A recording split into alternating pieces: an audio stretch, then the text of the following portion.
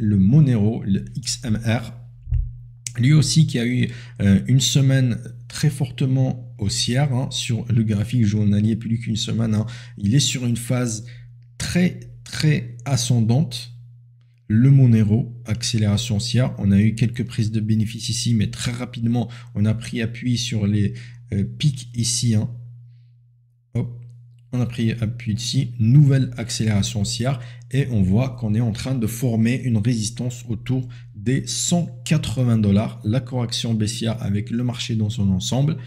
On a les 171 comme premier support, le pic ici qui peut jouer un rôle de support. Si on tient ces 171 $, on pourrait de nouveau repartir à la hausse, casser les 180 et aller chercher la résistance suivante des 180 $. Par contre, attention, je vais remonter un petit peu l'historique.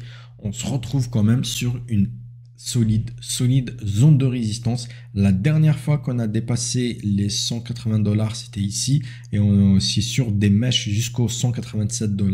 Justement, la prochaine cible en cas de reprise au-dessus des 180 $, il faut remonter ici à juin 2022, il y a 2 ans de cela, pour voir du prix du Monero au-delà des 187 $. Donc, si vous dire qu'on est sur une zone de résistance quand même assez importante.